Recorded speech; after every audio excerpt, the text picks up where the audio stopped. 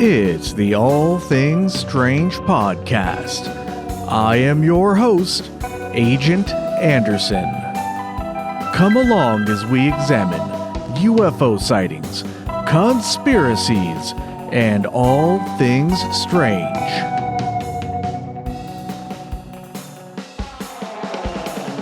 You can find all of our wonderful links in the description on the Linktree, where you can find our Patreon, our Discord, our merchandise, and more.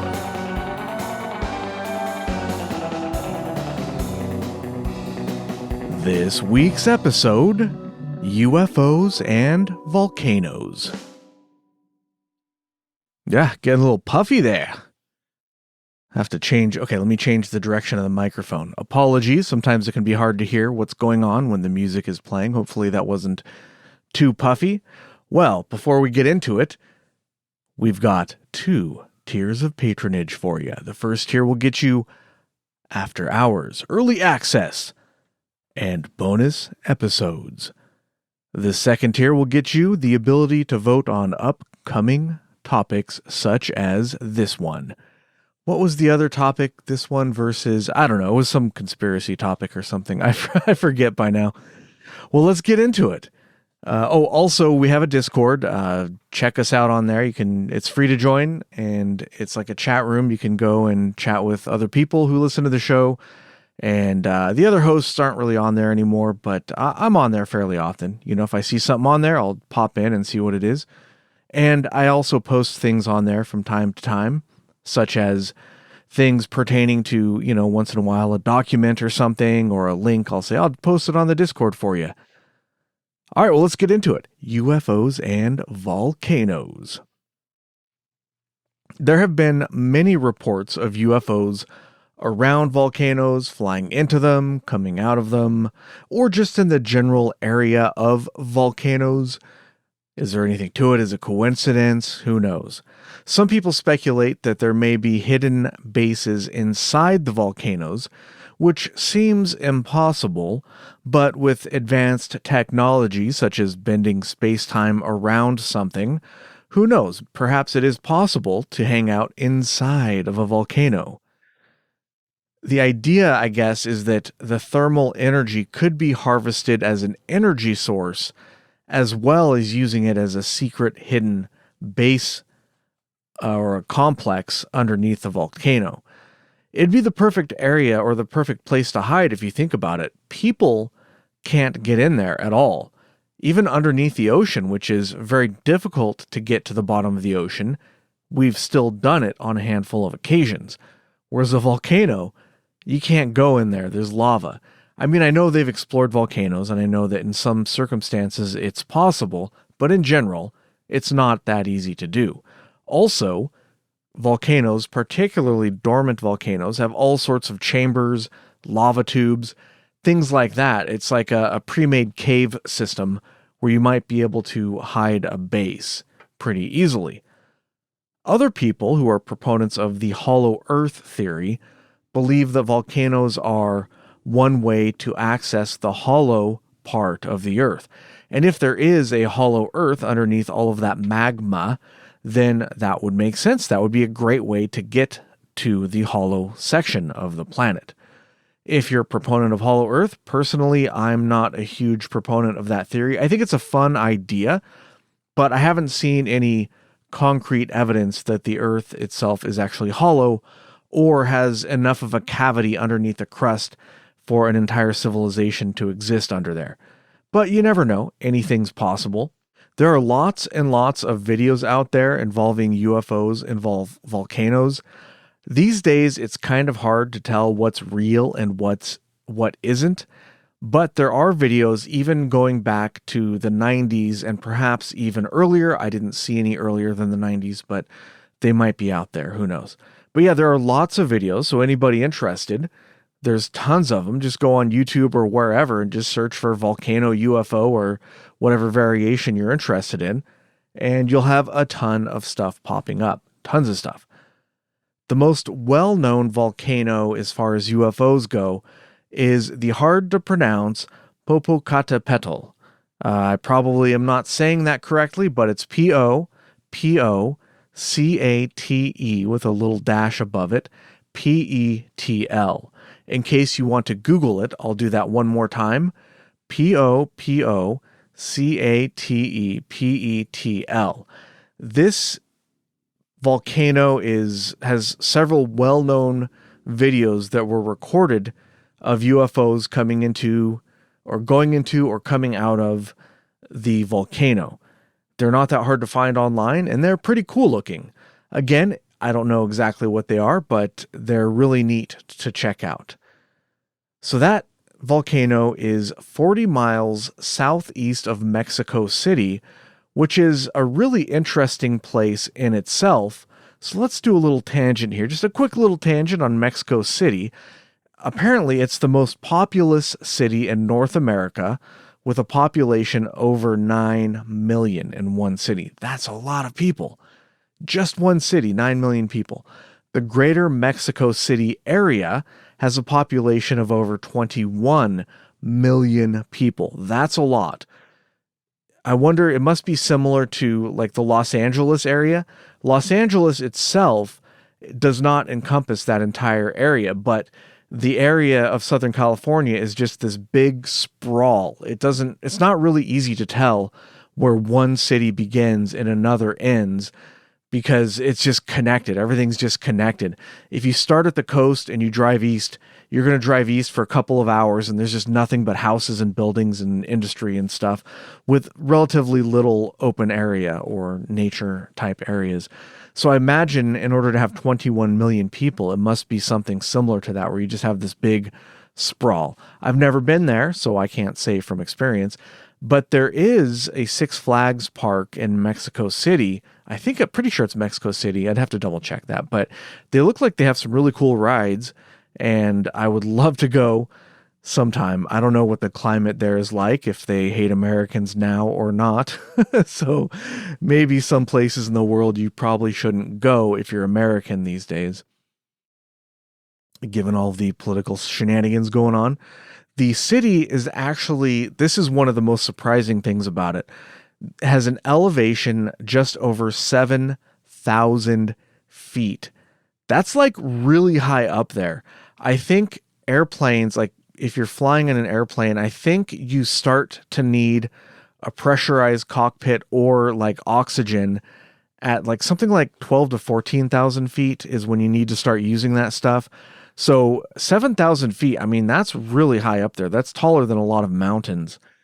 So that's kind of an interesting little factoid there. Why you would build a city so high up, I don't know. But people have been living in this area for a very long time.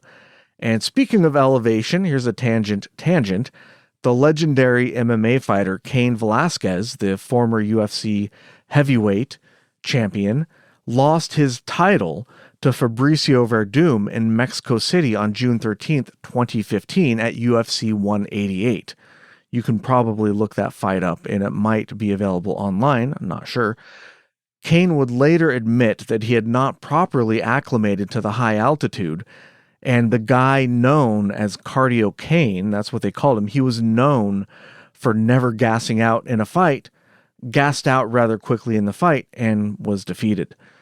But don't get me started on MMA. You've probably, Patreon subscribers have heard After Hours with Agent ETA and I going on about MMA before.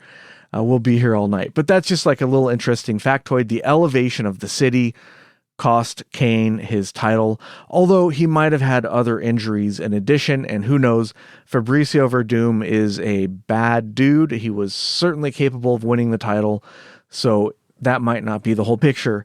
But, in his day, Cain Velasquez was a mean dude, and I don't know, man. I think that if he hadn't lost there, he might have continued to hold the title for a good amount of time. A tangent on the tangent. Interestingly enough, Cardio Cain is currently serving a 5-year prison sentence for shooting somebody. And it's not as bad as it sounds. Believe it or not, a lot of people are on Cain Velasquez's side for this one. So the short version, go read up on this if you're curious, but I don't want to spend too much time here because this is a volcano UFO episode. But anyways, the short version is that somebody at a daycare, allegedly, I don't know if he's been convicted or whatever, so I don't want to go out of my way and lie about it or get in trouble, but allegedly somebody at a daycare molested Kane's son. And long story short, he went into a rage and shot at this individual while they were in a car. Most people feel justified that he was most people agree that he was justified to try to attempt a murder on this guy. And, you're not going to find too many people willing to defend a child molester as far as like, yeah, maybe you shouldn't shoot at them. I don't know. Go ahead. Open season. Maybe you could argue at that point he hadn't been convicted. So it was, everybody deserves due process, I guess. So maybe not the best idea. Either way, he shot at the child molester and he hit the wrong guy. He hit the other guy, whoever the child molester was with, I think his father or something, the child molester's father, not Kane's father. And he hit the wrong guy, sent him to the hospital, and he's in jail for doing that. It's possible that if he had hit the right guy, if he'd shot the molester guy, then he would have gotten a much lighter sentence and might not even be in prison right now. So that's a tangent on the tangent. I don't advocate for shooting people, no matter how evil. I advocate for the justice system doing its thing, even though it gets it wrong a lot of the time. I've talked about that, some of those cases on this show before. But, maybe if they're child molesters, I don't know, a case could be made. But that's just, these are the tangents we get into. So let's get back to the show. That's an interesting story in and of itself, but we won't spend any more time on it. We want to get to the UFOs. All right. Anyways, back to Mexico City. Before we get to the UFOs, we've got to step back a couple tangent levels here.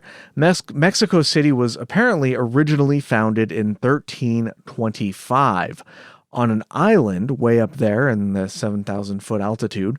It was apparently the heart of the Aztec Empire. It was destroyed by the Spaniards, and then it was rebuilt again, and it's been there ever since. Super interesting place with tons of history, which you could spend a lot of time reading about Mexico City. We could do a whole episode on it, no problem. But that's not really what this show is about, so let's leave it for another podcast, probably a history podcast. Still, I just wanted to mention that because when I was reading a little bit about it, it seemed like a very interesting place, and if you were a UFO visiting from somewhere else to study the Earth, you might check out Mexico City because it's unusual in that it's built at such a high altitude and it's a very large city. It's a center, huge center, economic center, and cultural center in Mexico. So if you were to study some place on Earth, that would be probably pretty high up on your list as far as interesting places go. All right, and just another tangent on this episode. Last one for now, I promise. Dan Quayle spells volcanoes with an E. Volcanoes. That's how Dan Quayle spells it. There's a dad joke for you going all the way back to 1992 or something like that. Yeah, that was a while ago. And yes, I am an old fart. And yes, I do remember that. For all those youngsters out there or people from other countries who don't know who Dan Quayle was or is, he's a politician in the United States who was doing the rounds, and at a school spelling bee or something, somebody asked him to spell potatoes, and he spelled it with an E, Potatoes, and a child had to correct him and say, actually, there's no E in that. And believe it or not, that pretty much torpedoed his political aspirations, misspelling potatoes. How times have changed. Oh boy, times have changed. I guess things were simpler back then when misspelling a word could cost you the presidential election, or whatever. Pretty sure it was presidential. It was a long time ago, but it could have been something else. Anyways, that's the joke. Dan Quayle spells volcanoes with an E. Turns out, actually, the plural of volcanoes, Volcanos, and Volcanoes, both are correct somehow. I'm not aware of any other word where there's two different versions of spelling it plural, but This one, I noticed that I accidentally spelled it with an E. I was spelling it with an OS, and then I spelled it OES, and the spell checker didn't tag either one on my Chromebook here. So I Googled it, and it turns out both are correct. Really, really weird. Well, this is all things strange, and even strange grammar will show up on the show occasionally. So there you have it. Win a bet at a bar someday with that little factoid. Dan Quayle lost an election, and volcanoes are spelled with an E or without an E, however you prefer. All right, so that's just like a little introduction, little knowledge, general sprinkling going on there. Those are the general ideas of UFOs and volcanoes, subterranean bases, energy sources, and some other things. Let's get to some specific cases involving volcanoes. We'll get to Old Popo there. I read somewhere that in Mexico they call that volcano like El Popo or something like that. Like they don't say the full name necessarily all the time. They have like a nickname for it, which is pretty cool. But anyways, let's get to some lesser known cases. We'll get to that one a little bit later. March 27 to 28, 1973. A witness was driving at night when a bright light surrounded him or his car. The description is not super clear, just the bright light surrounded him. I'm assuming his entire car. He felt an electric sensation running through him. He couldn't see, so he stopped his car, pulled it over to the side of the road, or maybe in the middle of the road, but I assume it's the side of the road. Again, the description I found was not clear on this point. The light went out, and he saw two hairless humanoid beings approach the car and look in the window. They were not your typical small grays. They were your large, what's sometimes known as your large grays. They were 7 to 8 feet tall, broad, slender, elongated, and angular. Their faces were elongated and angular, and the witness estimated that they weighed around 250 pounds. These are some big boys right here. 250 pounds, that's a lot. So if they were not, like fat, then they must have been very broad and slender. Weird. They wore capes that hung down to their knees. Okay, this is getting kind of weird, but I suppose aliens can wear clothes as well. They don't have to be naked. The witness tried to start his car, but it wouldn't start. It was electronically dead. A car passed on the road, which is weird because that suggests that only his car was being targeted, and also whatever's going on isn't visible to that person driving by, or maybe they were just like experiencing road hypnosis and, they drive by, see a flying saucer and some tall aliens next to a car, and their brain tells them, that can't be true. You must be imagining it. Just keep driving. Whatever weird stuff is going on here, you don't want to be involved. Just go home. That's what his brain told him, right? That's why the person didn't stop. Then again, if you saw aliens, would you stop? I probably would, and that might be a mistake, but you kind of have to, right? I would do it for the show. I would take a probe for the show. Why not? Anyways, a car passed by, and after some time around, it's not really clear, one of the beings opened the passenger side door of the witness and got in the car. The witness was frightened, and at this point has what they described as a mental block. At this point, his memory becomes fragmented and was recovered, I think, through hypnosis later on, but even so, it was still fragmented. The witness remembers a round and rotating pockmarked craft with like pits and wear and tear on it, apparently. They remember a sunrise that might be on a different planet. They remember passing over the Devil's Tower. The Devil's Tower is that thing in Close Encounters of the Third Kind where the witnesses all congregate at. It's that tall, weird looking thing. That's a real thing.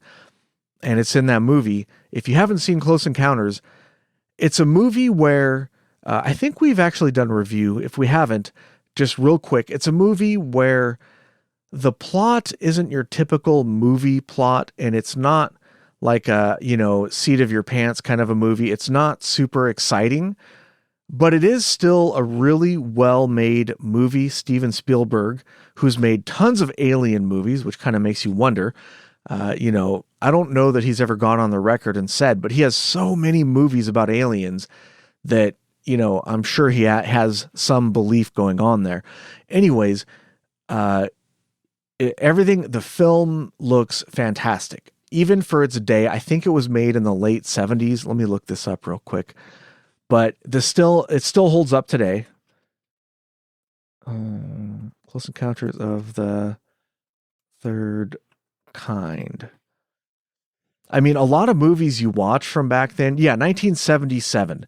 So a lot of movies from the late 70s, they might be entertaining, but the special effects don't hold up all that well. In my opinion, the special effects in this movie hold up fairly well. And this movie has several alien type encounters.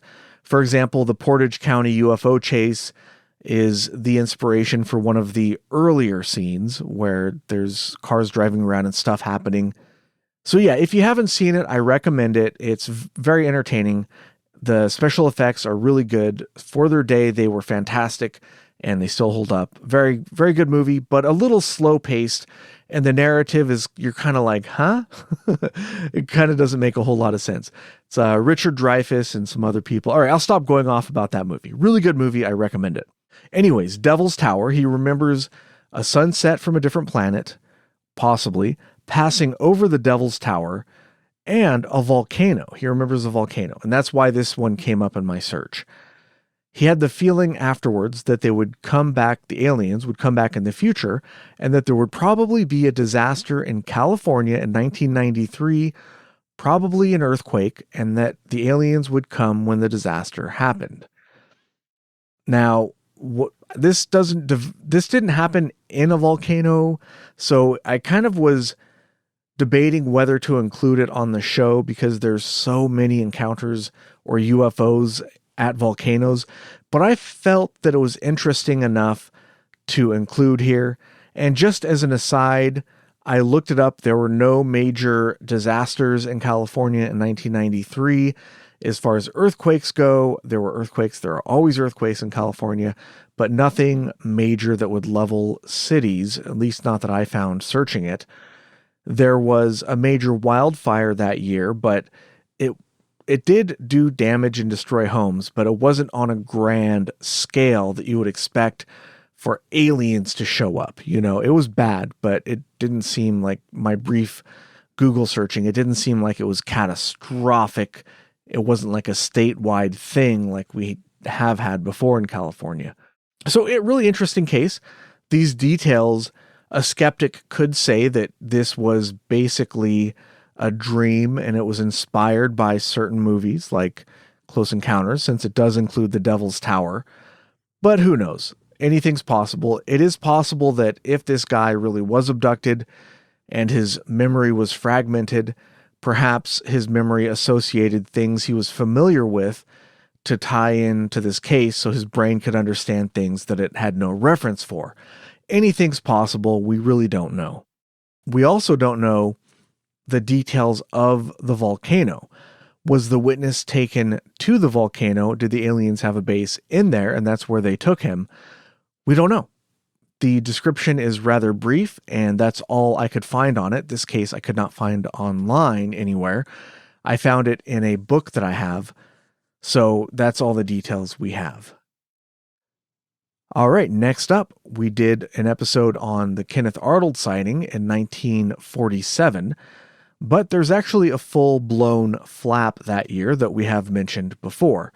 On July 1st, 1947, in Albuquerque, New Mexico, Max Hood, which that sounds like a name from like a science fiction show or maybe like a racing show or something, maybe racing anime, Max Hood, and that's the guy with a car with a really big hood, right? I don't know. Anyways, Max Hood, who was also on the Albuquerque Chamber of Commerce, so he's in government at the city level, was driving on Candelaria Road when he saw a disc-like bluish object following a zigzag path in the northwestern sky. It disappeared near the peak of a volcano, and the sighting lasted about 30 seconds. Now, it disappeared near the peak of a volcano. We don't know if it went in the volcano or behind the volcano. The account is not clear on that detail, and it's possible, based on where he was, that even if it did go in the volcano, he didn't have the correct viewpoint to see it doing so. Next, June 21st, 1947, Titusville, Pennsylvania. Donald Bruce, a mill worker, witnessed an object streaking through the sky on his way to work during the day, or at least it was daylight out. The object hit the ground in a nearby field. He went to look and found the object embedded in the ground. It appeared to be white hot and was glowing. He grabbed a shovel from his car, because I guess in 1947, that's what real men, they had shovels in their cars, you know. These days, we're not real men anymore. None of us have shovels. So anyways, he grabbed the shovel from his car and dug up the object. He showed it around at work, passing it around to all of his employees, all his coworkers, I should say. And at this point, I assumed that it was no longer white hot. Everybody looked at it and said, that's interesting. There were reports of UFOs. So he took it to work, took it home, promptly forgot about it, put it in a closet somewhere. And then a few days later, there were reports of UFOs that reminded him of the object. The object itself was 5 inches long, oval in shape, and lightweight. It looked like a piece of coral, like a piece of rock. He took it to the Allegheny College on July 8th. The chemistry professor, H.R. Rhinesmith, quote, admitted he had never seen anything like it. No tests were performed on that day to analyze the object. So he just brought it to somebody who was a chemist and said, have you seen this before? He probably turned it around in his hands and said, I don't know what this is. Rock? Who knows? I haven't seen anything like this before. So after that, he took it to Gannon College, which I'm assuming has something or probably nothing to do with the Zelda series. Hey, Gannon retired and started a college, right? And the man named H.R. Mitchell, a geologist, said that it wasn't a meteorite, but that it appeared to be a scoria, which is a type of volcanic debris.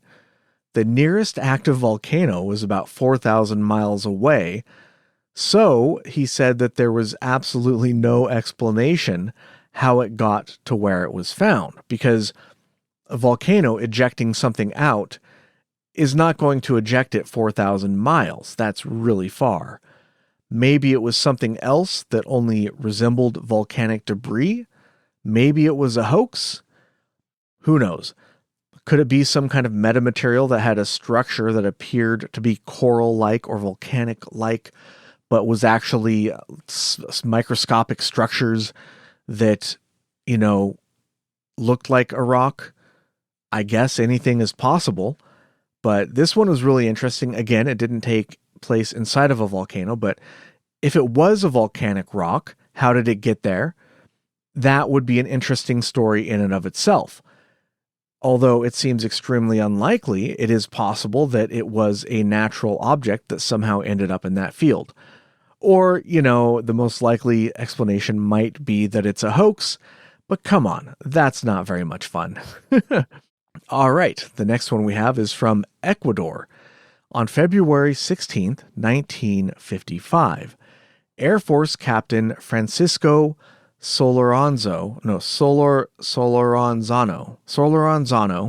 was on a routine flight with his squad when he witnessed a brilliant object that appeared to be made from aluminum. It was shaped like a half orange with a dome in the center of the upper section and a circle in the lower section. It was stationary over the Pichincha volcano in the Andes Mountains at about 18,000 feet.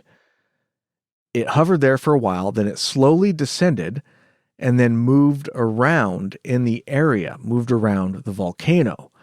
Just before speeding out of sight, it emitted a small lighted object which flew off at a tremendous speed in the opposite direction of where the larger object went. So it emitted this small thing and they both shot off into different directions. The whole incident lasted about 2 hours.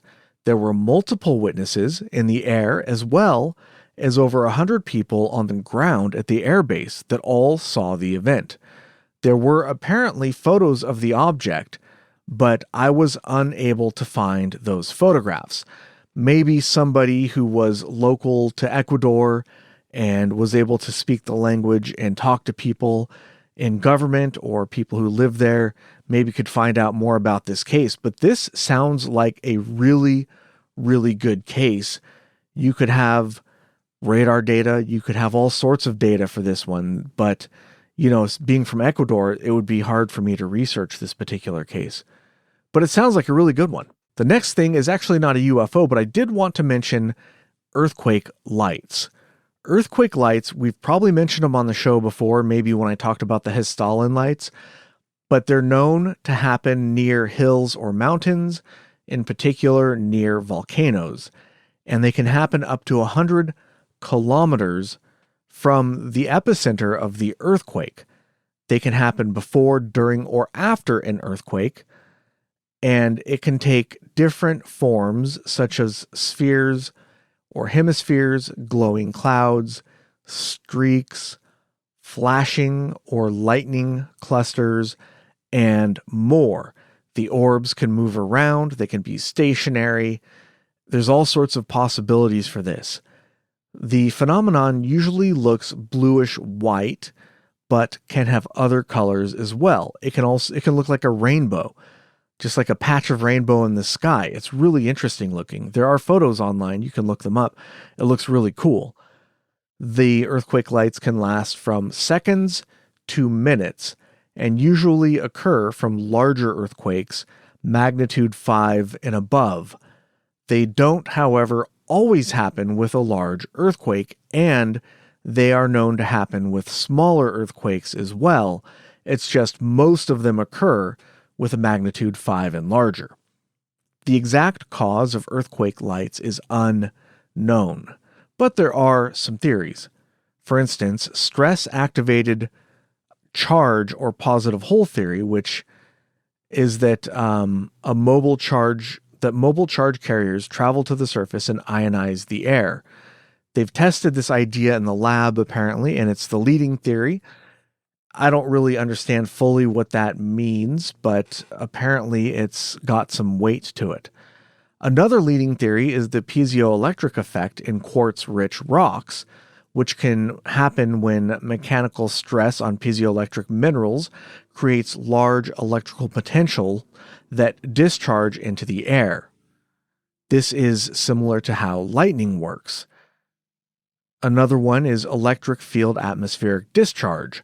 Seismic strain alters near surface electric fields and ionospheric conditions, and electrical phenomena happens closer to the ground than normal. So, I took notes on this stuff. I'm not going to claim that I understand all of it entirely, but basically, earthquakes and volcanic activity and geological activity can move things around that can change electrical fields and charges, and that can cause disturbances in the air. Another theory is that gas can be released during earthquakes, and then those things, the inflammable gas, you're welcome, all of you listeners from England, such as radon or methane, can be lit on fire or ignited, and that can cause earthquake lights. So for those of you unaware, this is just a little fun. I talk about language on rare occasion on this show, and there are some things that I just find really kind of funny, just little quirks of language. So in the United States, if something can catch on fire, we call that flammable. But apparently in England, they call it inflammable. So an object is inflammable it can catch on fire.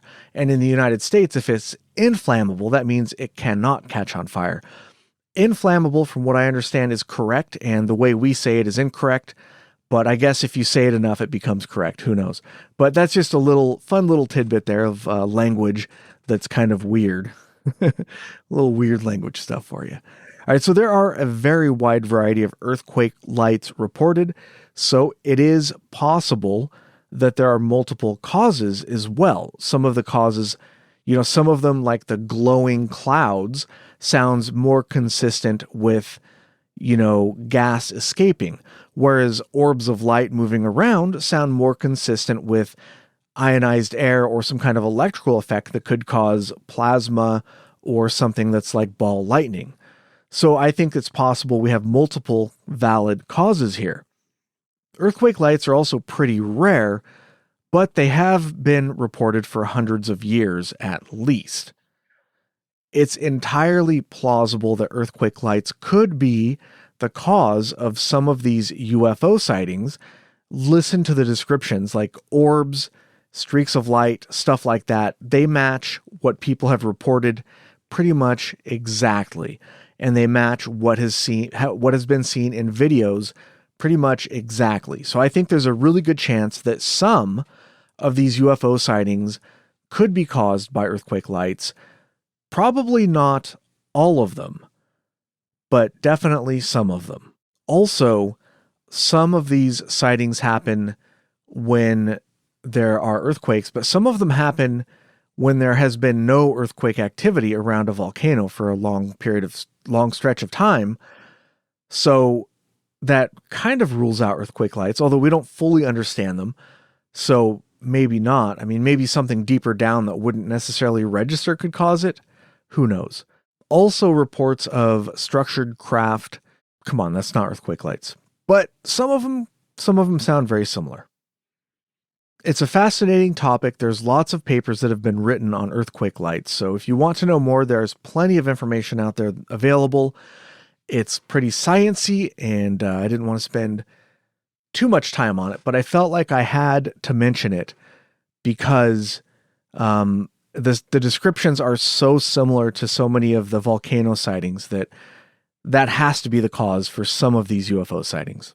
All right, up next, Ms. Mona Stafford and Mrs. Elaine Thomas and Ms.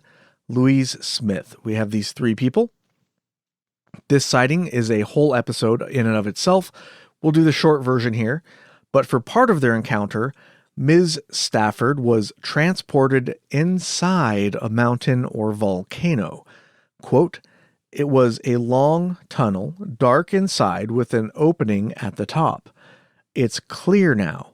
At the end, I can see an operating room. Everything is white, a white round light shining on a white table, and I can see 4 small beings around the table. They have a tube on somebody's stomach. It's a woman there on the table, but I can't tell who it is. Maybe it's me on that table being examined." Yeah, so that's like an out-of-body experience, or what is that? I don't know, man. That one's weird. But that's part of a much larger case. I didn't want to do the whole case because, again, it's a whole episode. I just wanted to mention the part where she says she felt she was inside of a volcano or a mountain. All right, next up, Deception Island. This one's really cool. Deception Island is an island close to the Antarctic Peninsula, and it looks kind of like a circle with a missing piece. If you're viewing it like from the sky view, it's a circle with like water in the middle with like a little piece missing so you can go inside the middle, right? So this creates a very large and improbable looking harbor.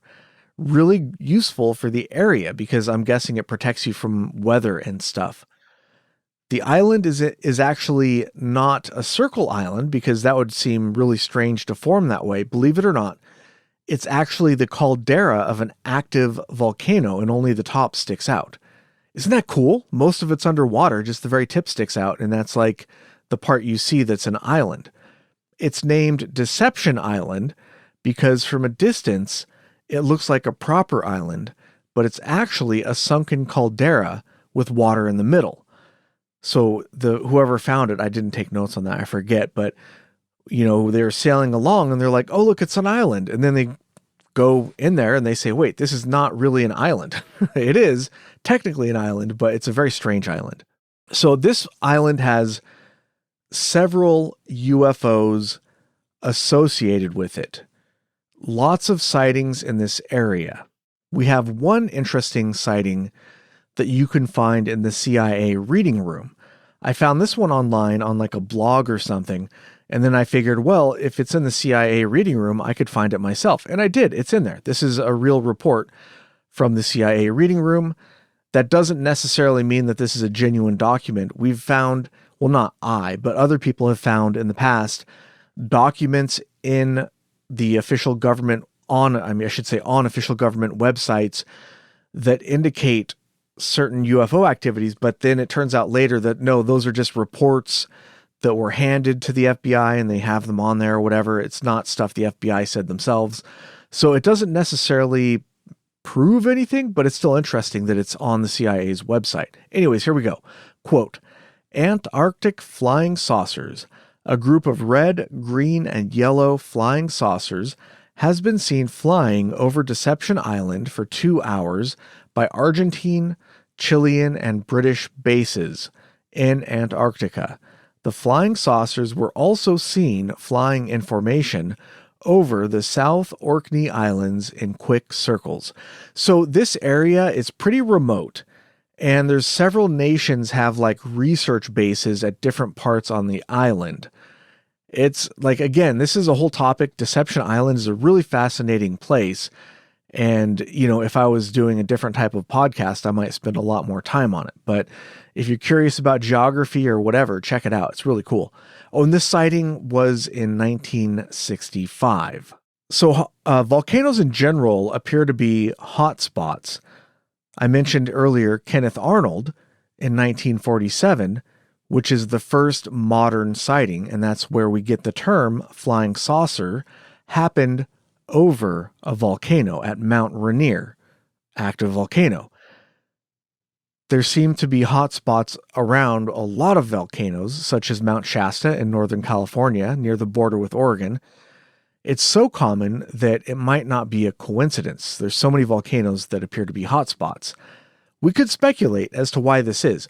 Are they there for any specific reason, or are they there just to study the area because they're geologically active? So if you wanted to find out more data about the internals of the planet, that would be a good place to do it. If you wanted to study humans and what kind of technology they had, maybe you would take a look at them studying volcanoes to see what kind of scientific equipment they had. Who knows? Any number of reasons are possible, but there definitely seem to be a lot of UFOs around volcanoes in general. One theory mentioned earlier is some sort of energy source.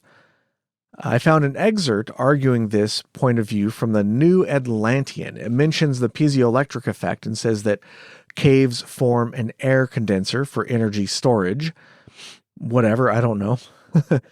An interesting case is Mount Taylor, which is an inactive volcano, and this has a lot of uranium under it. Most of the uranium yet to be mined in the United States is actually under Mount Taylor. Radiation from the disintegration of this uranium ionizes the air. Quote, these ionized air charges accumulate in clouds and can also be stored in crystals that act like capacitors. Maybe UFOs could charge up using this energy. That's what they argue. It's a cool idea, and you never know. But personally, I feel like if a civilization has the technology to traverse the vastness of space, they would not need to charge up at a volcano.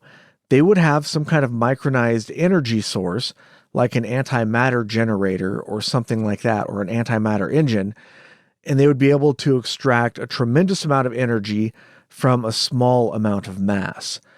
So that's kind of my theory. I don't really believe that UFOs would be coming here to harvest energy from volcanoes, but you never know. Anything's possible. I guess we can keep our minds open as far as that goes. I mean, I'm definitely not an expert and I don't know what's what, so I'm not going to have a hard stance on that one.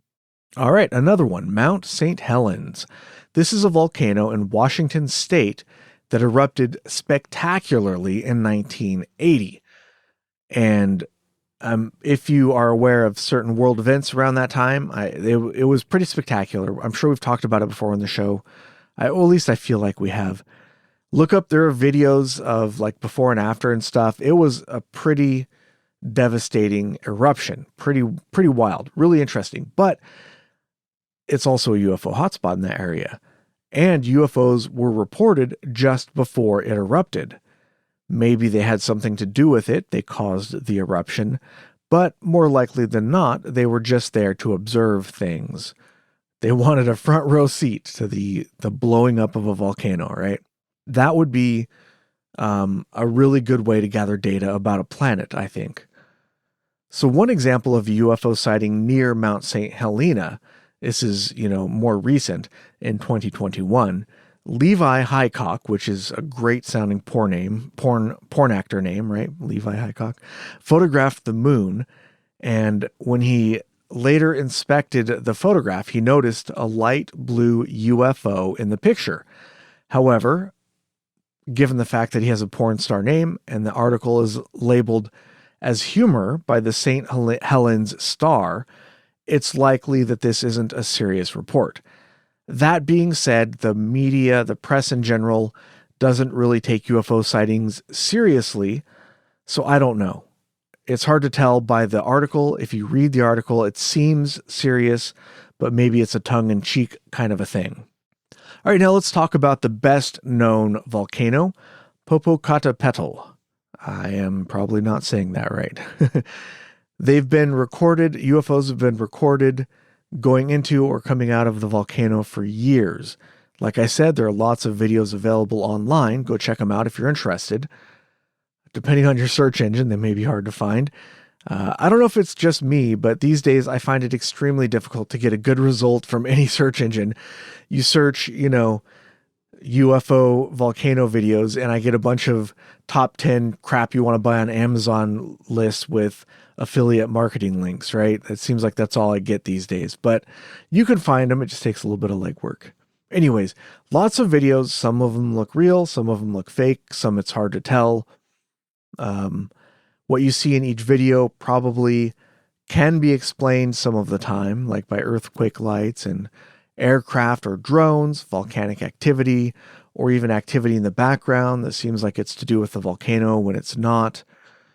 One interesting video that you can find on YouTube is called UFO Fleet Leaves Popocatépetl Volcano. Once again, if you want to search that way, I think I've misspelled it here actually, so never mind. I won't. I just typed it out and I was like, whoops, that's misspelled. I'll just leave it because keep going, Anyways, it shows streaks of light, maybe about 20 of them, apparently leaving the volcano all in the same direction. It's a really cool looking video, but I can't really tell if it's fake or not. If it's real, then you could probably rule out a lot of natural causes, leaving UFOs as one of the remaining explanations. But who knows? I don't know. Like I said, we don't fully understand earthquake lights, so perhaps that is one possibility here if it is a genuine video. Another one was in 1994. This is probably the most famous one. A 1994 eruption that was shown on TV Azteca. You can find this online. It shows luminous objects over the crater of the volcano. That one's probably famous. And in 1994, there weren't as many tools generally available to people to fake footage. So that doesn't mean it wasn't fake, but I feel like it's the further back you go in time, the less likely it is to be fake. And from the 2000s onwards, we have a lot of webcams installed for eruption monitoring, and these record UFOs fairly regularly. Another possible case, or I should say prominent case, was in November of 2012. Televisa broadcasted footage of a massive luminous cigar-shaped object seemingly entering the crater. And this one was pretty famous. It went viral, if you will. So this one's kind of weird, but it also appears to be like a time-lapse video. In fact, a lot of these for the El Popo seem to be time-lapse videos. So it looks more like a streak of light than an actual cigar-shaped craft. Whatever it is, it probably isn't cigar-shaped. It's still interesting looking, but it's one of those things where we don't really have enough data to go on. And, there's still to this day are reports of vehicles or sightings around this volcano. So there are webcams you can check out if you want a live view of El Popo. Go check those out, and you can watch and see if you can spot something live. Pretty exciting stuff. All right, another volcano, which, God, why did I take notes on this one? 2010 from Iceland, EYJAFJALL, AJ, O with an umlaut, KULL. Eyjafjallajökull. Eyjafjallajökull. I don't know. I'm not going to even try it anymore. I have no idea how you pronounce that. Anyways, 2010, there was an eruption that was a pretty big deal. It halted European air travel. And during this event, there were videos circulating of orb-like lights near the ash plume. Now, this could be an earthquake light type situation here because it was orbs. So who knows? But it's still kind of interesting looking. There's several videos available for this one, and some of them are pretty convincing. Some of them look less convincing. Look it up for yourself and see what you think. Iceland itself has a ton of volcanic activity. And here's just a random report from Newfork, from an area that's volcanically active or geologically active. There are lots more available online, but here's just one that I chose because it's an interesting sighting and it has similarities to the earthquake lights.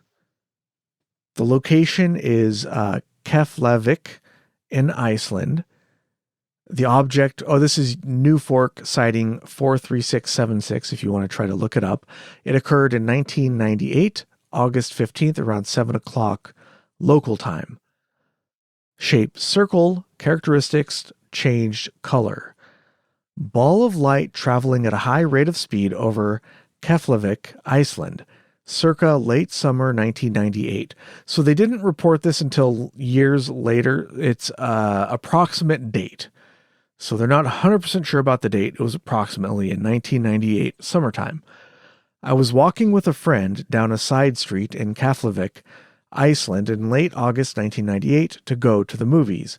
The street was very wide, so I had an almost completely unobstructed view of the sky. As is my habit, I looked up at the sky because the sky is very beautiful there, especially in the late summer. Although it was about 7 p.m., it was still completely light out with no stars or planets visible. The sky was still a brilliant azure. There were a few scattered clouds. Suddenly I saw a ball of light, but it was moving. It seemed to alternate between yellow and white in color, and it seemed to be quite high in altitude. I want to guess about 20 to 30,000 feet.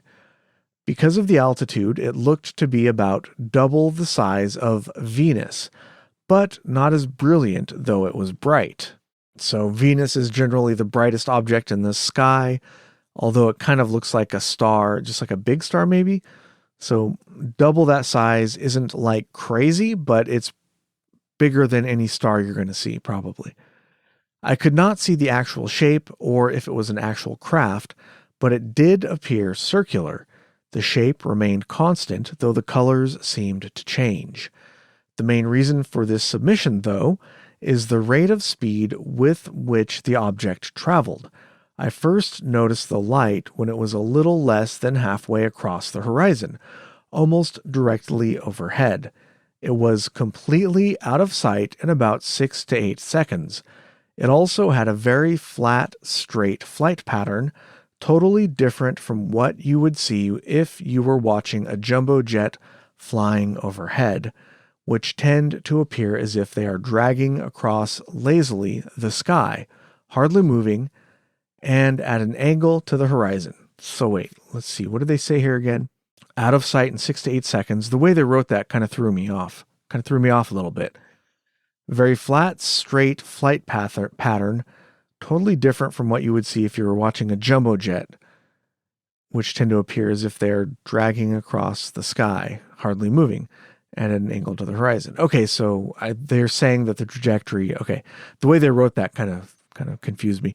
Speaking of jumbo jets flying at about 20 to 30,000 feet, they seem to take forever before you lose sight of them, and they travel at about 650 miles an hour.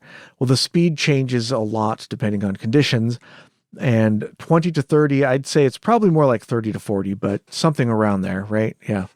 Though I do not possess the mathematical expertise to calculate it accordingly, I'm pretty certain that whatever can race halfway across the horizon in less than 10 seconds at that altitude must be able to move at an alarming rate of speed.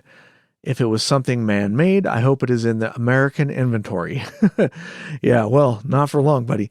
As with my one other sighting, I was in a state of what I like to refer to as a calm astonishment, unable to speak out to my friend about it. I believe I mentioned afterwards, but the response was pretty lackluster, as is often the case.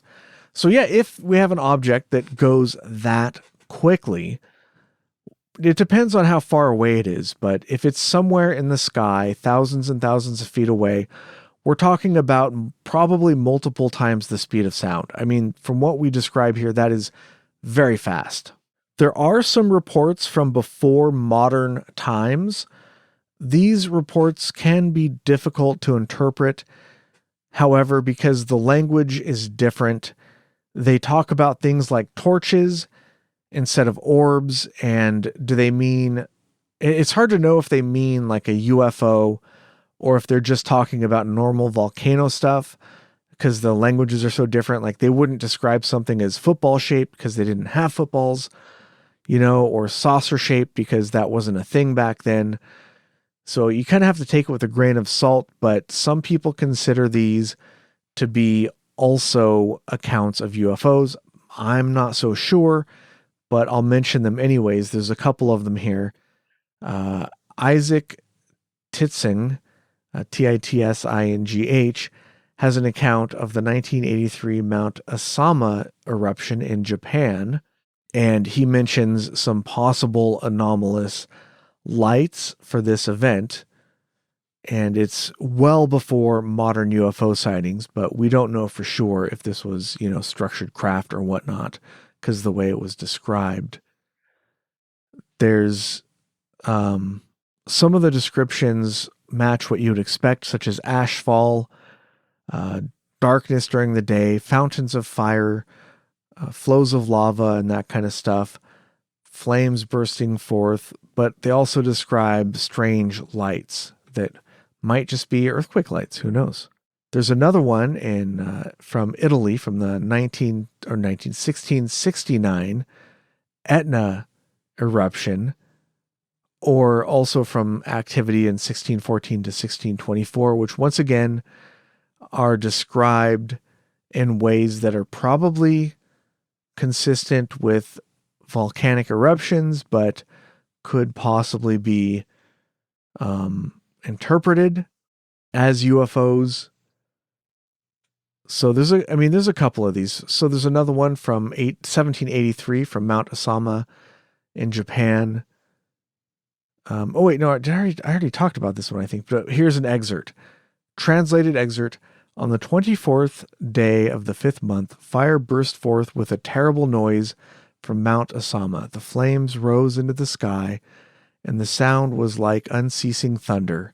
Night became brighter than day, and the people, struck with terror, knew not where to flee.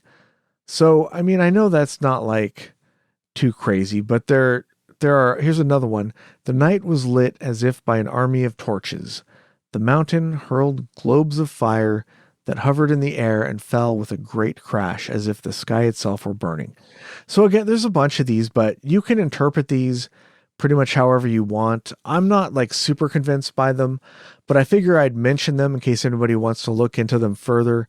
They are pretty interesting stories, but let's see here. Yeah, we're getting about time here, so let's wrap it up. I guess that's all I got to say about volcanoes and cases and things and UFOs. Personally, I'm not like super sold on the idea of underground bases or any of that stuff. I'm not sure why UFOs or aliens would need to put bases under volcanoes. It doesn't make a whole lot of sense to me. On the other hand, we do have a lot of witness accounts and videos and whatnot of UFOs apparently going into or coming out of volcanoes, so maybe there is something to it. I don't know. There are a lot of really fascinating stories. Whatever the case may be, there are some really, really cool things and lots of good evidence. All right, well, that's all I've got to say about this one. Join me for After Hours, where I'm going to, on Patreon. Join me on Patreon for After Hours at the lowest tier at $3, where I'm going to talk about a couple more UFO stories that aren't necessarily having to do with volcanoes too much, but I did find these cases. They turned up when I was looking for other cases. I do a search through, among other things. One of the things I do is I will search PDF documents that I've downloaded from Isaac Coy's website. Well, not specifically, he links to them, but he's made them available from, everything from newspaper clippings, out of print books that he's gotten permission from the authors to make them available to researchers, forum discussions, all sorts of things that I've downloaded. I can search through with keyword searches. So sometimes something pops up that's not super relevant, but still pretty interesting. So I'm going to talk about some of these in the after hours. All right. Thank you guys so much for listening. And until next time, keep it strange.